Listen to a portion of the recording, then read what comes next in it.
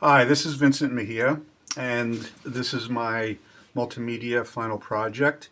For this project, I decided to build a website. The title of the website is Project E-Learning Discovery. It's a virtual distance education portal for 21st century educators. For this website, I decided to use Wix, and considering that this is only the second time that I've used Wix, it turned out pretty good, I think. Of all the uh, website builders that I've researched, I seem to like Wix. It's the most aesthetically pleasing, as well as providing the best options for management and design and layout. So the thematic um, the presentation is one aspect of digital distance learning environments. I decided to go with a few of the more salient aspects um, aside from technology. So this is how I went about it. I first set up a homepage, which explains a little bit about the project. Through the research that I did, I found quite a few that served as inspiration, including the U.S. Department of Education. So I built upon that. I set up a vision statement, which encompasses some goals for 21st century educators. Inclusive of those are empowerment, engagement, effectiveness, and validity. Um, Moving forward, I decided to set up 4 modules of discussion. First, I began with distance education overview, which presents a little bit of the background history of distance education, um, inclusive of just a breakdown of some different types, synchronous, asynchronous, including I embedded a video that talks about the history of distance education. Moving on to the modules, the first module is entitled Applications in K through 20 Education. And I had a rich library to blend with some of our course literature. Some of the sites or some of the electronic resources that I turned to included the National Center for Education Statistics, as well as I decided to just do a simple breakdown on a few of the areas where distance education is moving into or that's still developing. Some of those that I think we just kind of like didn't go too far in depth on homeschooling, virtual high schools. There are a lot of high schools out there that are creating their own um, programs for juniors and seniors, those that are involved in work study, that sort of thing, including instruction for distributed classes, cooperative projects, access to remote sources, and self-development programs. Now, in these areas, I embedded sites. As you will see, this is going to open up to NCES. Hopefully, it should. I think that's an actual document which is included in Works Cited page. So here we have, okay, here's an example, Florida Virtual Schools and some of the projects that they're involved with. Instruction for distributed classes. Here's another example from University of Central Florida, as well as collaborative projects. This is an interesting site. It kind of starts to go in the direction of some of the projects that are being done worldwide. So I was able to fold that in what's going on outside the U.S. and throughout the rest of the global community, and also access to remote sites, which also encompasses how to build your own sites. This is the USC libraries, and there are several others like this, including Rutgers, which is an incredible resource. So that's Module 1. Module 2 begins the actual course of instructions. These are actually discussions which I provide assessments for, and it's all geared towards this site being an online forum of discussion. So essentially what I did was I tried to also build this as an organizational tool for myself. So everything in here, I think one avenue leads to so many others. So the resources that I embedded or provided in the virtual library uh, are well organized in there and ready to go when I decided to develop these things further. So module tool deals with promises and pitfalls, some of the upsides and downsides. And once again, I embedded surveys as well as reports wherever I could, including some of the scholarly articles that I found that have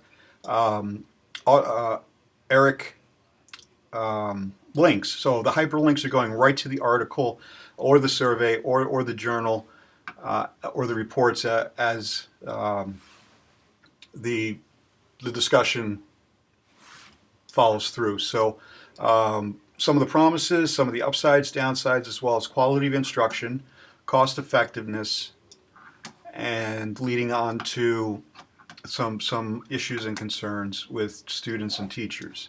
So let's see, Module 3 deals exactly with that. Attitudes towards distance education, instructor and student concerns. And once again, here we have the National Education Association, which discusses some of the top 3 concerns. Once again, some of the articles are hyperlinked, embedded. Learning effectiveness is another very broad area that I tried to focus, bring it down to a manageable level, as well as our McKnight article, Never the Two Shall Meet, which I found to be a very good, concise, to the point, well-managed resource. Module 3. Oh, I'm sorry, that was Module 3. Module 4 then moves right into ethics and distance education. This is, like I said, it's a breakdown with embedded articles and some of the, for instance, the top 3 compelling approaches to minimize DE online cheating, as well as some strategies. And this is an area that I found very interesting. Initially, it doesn't seem as though that over the past 10 or 15 years that very much could be done about this, but there are some interesting solutions here, including login systems, which needs a specialized type of software, writing multiple choice items that require comprehension and that need to be answered in a timely fashion. Either the student knows the information or doesn't. And let's see, collaborative project-based assignments, as well as the 4th one, final strategy of just creating an environment where cheating is trust is promoted and students will not want to cheat. And one of the best ways to start with that is that it's surprising that there are still many syllabus out there that do not include an integrity academic policy statement. So wrapping up the modules, I set up a discussion threads and takeaways. These are some of the areas that were discussed throughout all 4 modules, as well as areas that need to be expanded upon. So this is all moving now towards the blog that I included, as well as the online survey. So the next tab are educator resources. These are most of the distance education. This is all right. A list of distance education professional development resources. These are majority of the ones that I used. ADEC, EduCause, which I learned about in our course. Education Week, which is just an incredibly comprehensive 21st century educator professional development resource directory by topic, by technologies, a core curriculum, that sort of thing. Once again, the National Center for Educational Statistics, National Education Association, as well as the United States Distance Learning Association, and a few of the reports that were in the modules. There's also an excellent tech thought site which provides resources in a variety of things, including technology, as well as discussion forums and scholarly literature. And down here is the works cited page. assessments. This I had an interesting experience with. This is the first time I learned how to do interactive quizzes. So I learned quite a bit. It's really not that difficult. It's just it's something new for me. So I'm glad that I was able to figure out how to do that. Here are the modules. Oh, that's going to open up properly, I have no doubt. Okay, here we go. This is the P.E.D. project e-learning discovery overview. Each module has 5 questions, and they're broken down per module, of course. Also, I would have loved to have spent a little bit more time on learning how to this type of technology as far as a quiz. I'm sure it's not that difficult.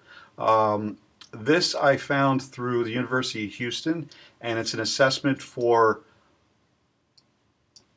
learning compatibility of students, whether or not they feel as though they're ready for a online distance education experience. And it's broken down to computer skills, computer literacy, independent learning, dependent learning, need for online learning, academic skills, and the questions are rated from 1 through 5, from strongly disagree down to disagree.